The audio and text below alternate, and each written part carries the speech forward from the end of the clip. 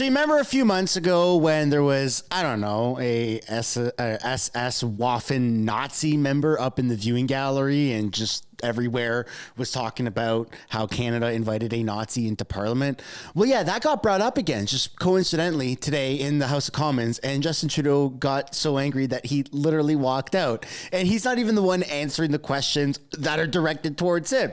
It's really embarrassing, and I hope that you want to stick around and watch the entire video because it's also very informative about what's going on here in Canada and our policies, but just the fact that Trudeau gets so heated and he walks out is inherently just shows what kind of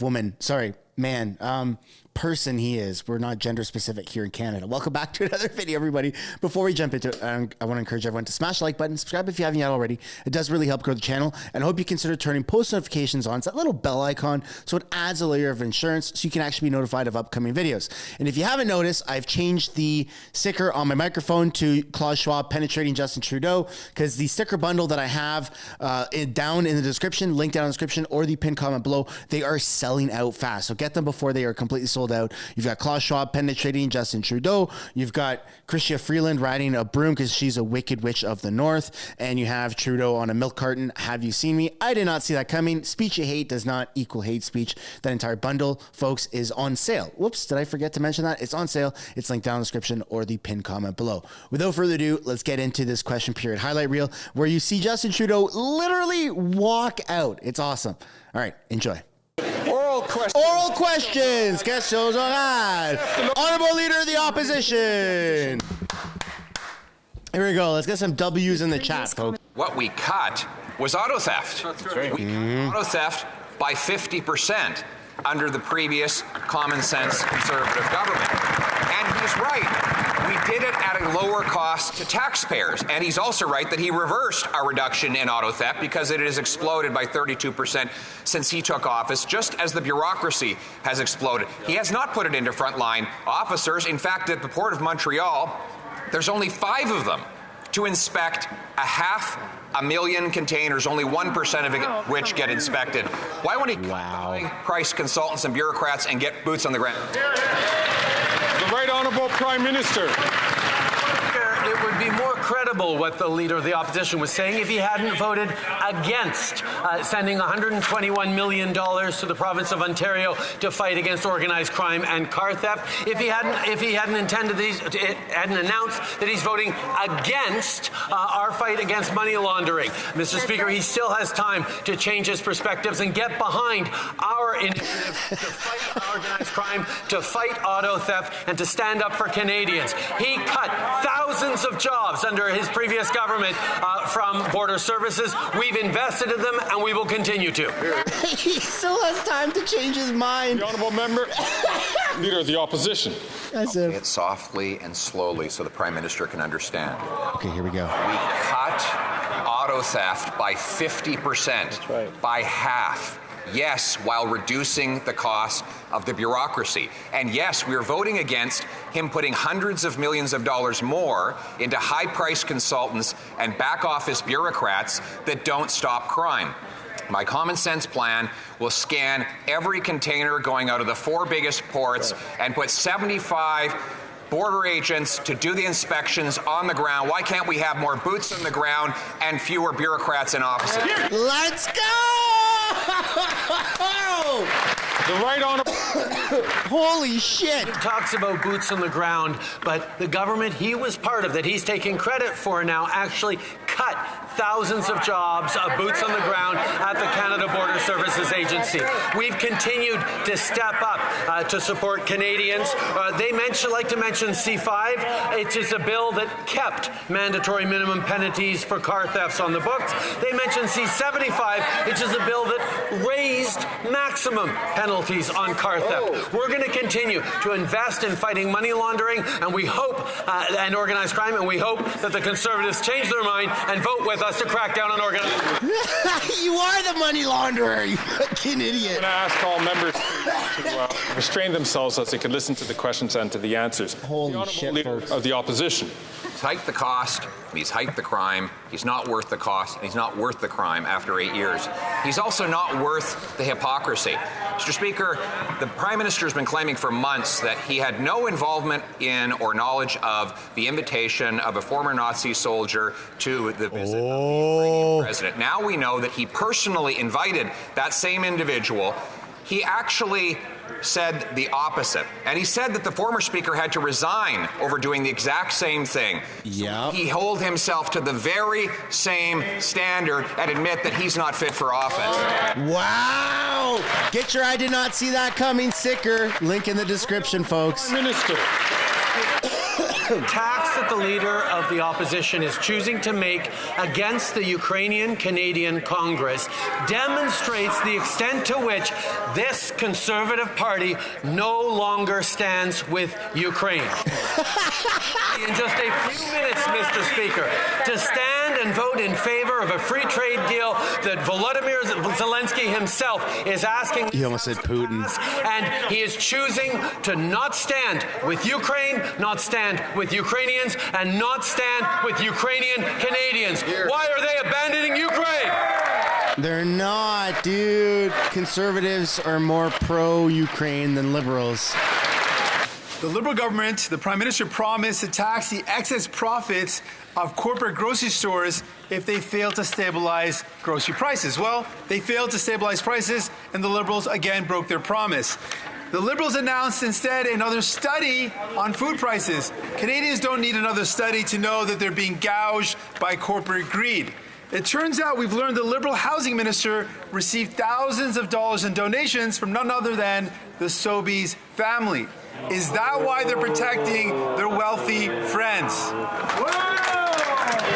All he talks about is grocery store CEOs. More competition means lower prices, more choice, and more innovative products and services for Canadians.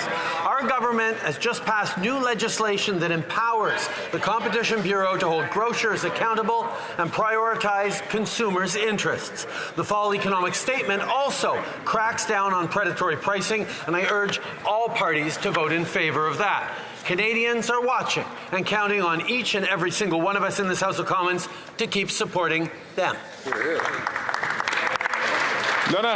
After months of feigned outrage and apologies on behalf of everyone else, a new report Hey, she looks by the sharp Globe and today. Mail shows that the Prime Minister's office invited a Nazi to his diplomatic reception in Toronto. He blamed the Speaker, saying that he acted alone. He's saying he had no idea about any of it. He called for him to take responsibility. He watched him resign, and yesterday he tried to blame the Ukrainian Congress. After all of the embarrassment all over the world, why is he above the rules that he applies to everyone else? There you go, Melissa. The Honourable Government House Leader. Mr. Speaker, what we're talking about is some name that came from a... Look at Trudeau's stupid face, dude. Obviously, the Prime Minister had no knowledge. Is happening over here. We are voting today at third reading on the Canada-Ukraine free trade arrangement. Mr. Zelensky stood there and asked us to pass this. Opposition to this bill is a moral failing of historic proportions in response to an effort to support our friends in Ukraine and repel the Russian invaders. That has nothing to do with what the question was. Embarrassment it must be for the House Leader to have to clean up the Prime Minister's mess every day. Oh! Had the Prime Minister's name on it, it came from him. And for months, he said only the Speaker invited him. It turned out not to be true. His own House Leader said that the invitation merited a Speaker's resignation. The Speaker resigned because of him, and all of them watched him do it. So will the Prime Minister be subject to the rules that he imposes on everyone else? The Honourable Government House Leader. Again, Mr. Speaker, another small conflagration to mask their larger historical moral failing of not supporting the people and the armed forces of Ukraine and the President stood in this very Oh, this is so fucking dumb. and asked us to support the Canada-Ukraine free trade arrangements. Then they voted against Operation Unifier and support for our troops that once again supports Ukraine. What is next, Mr. Speaker, and why will they not stop trying to hide their moral failings? Shameful for inviting a Nazi into Parliament, you fucking idiots. Experienced members of this House who do know that their time to speak will be recognized by the chair when they are... Will it be before or after the Nazi? I ask you, please, to allow questions and to allow answers. Oh shit, Trudeau left? So that the speaker can hear it and so can anybody else who's participating here. Trudeau walked out. He left. Charles Wood, St. James, Assiniboia, Headingley. Thank you, Mr. Speaker. And that was a shameful answer from that member, Mr. Speaker. Another day, another... It's embarrassing. Trudeau laughed. What a pussy. After months of denial, throwing the former Speaker under the bus, now we learn that it was the Prime Minister who invited a Nazi to a reception with President Zelensky. He forced the Speaker to resign, to take the fall, so he could avoid responsibility and cling to power. After 8 years of this Prime Minister, he is not worth the cost to Canada's reputation. Why did the Prime Minister invite a Nazi to a reception with the Ukrainian Prime Minister? The Honourable Government House Leader. The community event was held with the President of Ukraine, to which over 1,000 people were invited. In fact, you don't vet them? Invited to that, Mr. Speaker. But we're not talking about any of that today because they care about this. They're pretending to care about this. This is fake outrage. Why? Because today we are voting on trade arrangements with one of our closest allies, the people in the country of Ukraine who are repelling as we speak and dying against Russian invaders. This is a moral failing of historic proportions, Mr. Speaker. The biggest failing of historical proportions is Trudeau walking out when they're talking about the Nazi he fucking invited. Mr. Speaker, there's been a breakdown in law and order in this country. Over the last 8 years, auto thefts are up 34%, violent crime 39%. Canada has become a foreign interference playground for the PRC, for Iran, and for Russia. And behind all of this is organized crime, money laundering, and terrorist financing. In fact, in a U.S. indictment unsealed last week, Iran hired 2 Hells Angels members in British Columbia as assassins. When is this government going to get serious about crime in this country and start protecting Canadian citizens? The Honourable Minister of Justice and Attorney General for Canada. Mr. Speaker, I've got a lot of respect for the member for Wellington Halton Hills, but I ask him to reflect seriously on the vote he's going to cast on the fall economic statement.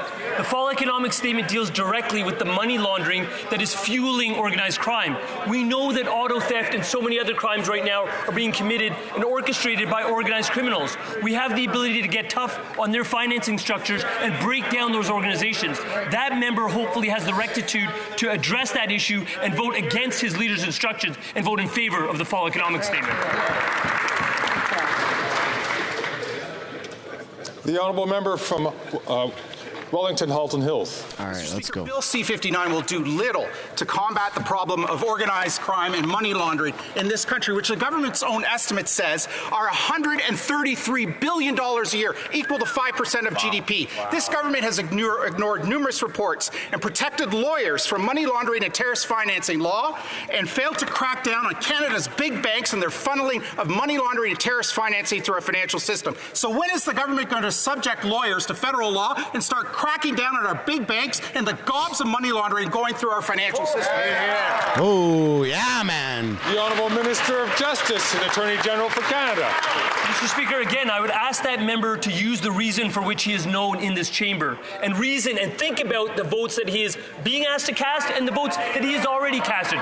What am I talking about, Mr. Speaker? We know that from police forces around this country, they are asking for resources. We've dedicated resources to guns and gangs, $121 million last week. Yet that member, under the guidance of his leader, was instructed to vote on an all-night voting session against guns and gangs funding. That is not becoming of that member nor of that caucus. Mr. Speaker, after 8 years of soft on crime policies, this Prime Minister has created the auto theft crisis. According to the Liberal government's own news release, in New Brunswick, car thefts have spiked by 120%. It's time to stop the crime. Will the Prime Minister reverse his soft on crime, catch and release policies that have caused the auto theft crisis? The Honourable Minister for Public Safety. Mr. Speaker, our government obviously takes the increase in auto theft extremely seriously. Obviously not. Invested in a very significant way in the Border Services Agency and the RCMP to work on organized crime. Mr. Speaker, when we formed the government, we found out the Conservatives had cut 1,000 officers from border services. That's a lot. And half of the border services officers that work on criminal intelligence to interdict the export of, for example, stolen vehicles. Good news, we reversed those cuts. We've invested more, and we're going to continue to do more to deal with this issue. Not a single person believes that. Mr. Speaker, the results are in after 8 years. There were 5 agents working at one port. 5 people. This Liberal government has let organized crime run rampant in Canada. The Prime Minister is not worth the cost or the crime. His reckless policies have caused an explosion in car thefts. He's responsible for the ports. He's responsible for the RCMP and the criminal code. These are federal responsibilities. Car thefts have spiked 190% in Moncton, 93% in St. John. Will this Prime Minister finally reverse his soft-on-crime catch-and-release policies? Yeah. The Honourable Minister for Public Safety. Mr. Speaker, I can assure my colleague from Miramichi that what this government will continue to do is crack down on auto theft and organized crime. So they like fancy slogans where they make up little catch and release. He's from Miramichi, New Brunswick, Mr. Speaker. He knows that applies to salmon angling, not serious criminals. So just because he repeats the silly phrase doesn't make it true, Mr. Speaker. You can go and steal a car, get arrested, and then be back in your house the same day. We've invested in the CBS in Canada, and we'll continue to do more. Speaker, let me remind this Prime Minister that he is responsible for the ports, the RCMP, the CBSA, and our criminal code. Canadians are paying $1 billion more in insurance premiums. New guy? Of skyrocketing Is this new guy? theft claims. We got a couple new guys. I forget who they are. This auto theft crisis with bills like C-75 and C-5, which allow criminals to be on the streets the same day. Will this government reverse? Can I get confirmation in the chat? Replace them with our common sense plan of jail and not bail for repeat violent offenders? Hear, hear. The Honourable President of the Treasury Board. Mr. Speaker, I want to stress that slogans and videos are not going to fix this very complex problem. Our approach... Yeah, taxes aren't going to fix the problem either, buddy. ...to develop a complex solution. And I will say that in Bill C-75, the very... She's got to look at her phone. ...legislation that the Leader of the Opposition is asking us to repeal, our government raised the maximum penalty on summary conviction for motor vehicle theft from 18 months to 2 years. So I ask, why does the Leader of the Opposition want to The Honourable Member from Edmonton Millwood. Oh, this guy do not mess around. Car thefts have skyrocketed across the country, up 300% in Toronto, and hey, did he lose weight? In other Canadian countries. Car theft now costs the insurance industry over $1 billion a year, Mr. Speaker. That means that every Canadian is spending more every month for their insurance premiums. This Prime Minister has caused this auto theft crisis. His catch-and-release policies have allowed organized crime to thrive in this country. It's time to stop the crime, Mr. Speaker. When will the Prime Minister reverse his catch-and-release policies? The Honourable Minister for Public Safety. Mr. Speaker, I thank my colleague from Edmonton Millwood for the question. The good news is on Thursday, representatives of the insurance industry will participate with auto manufacturers, people responsible for rail transportation, the ports, federal border services agents, the RCMP, provincial ministers responsible.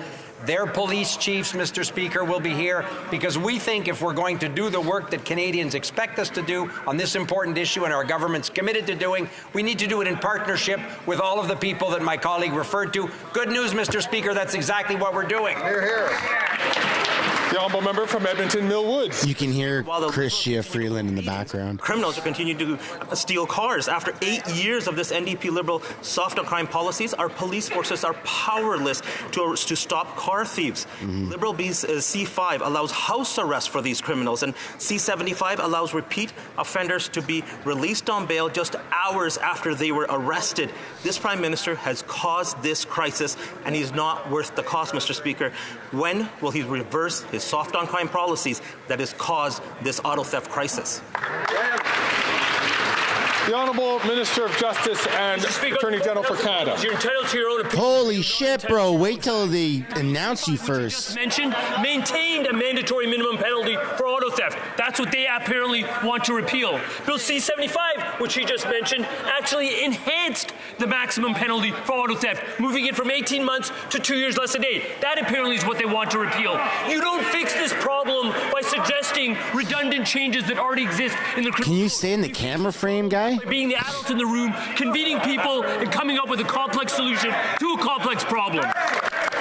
Oh, he's triggered.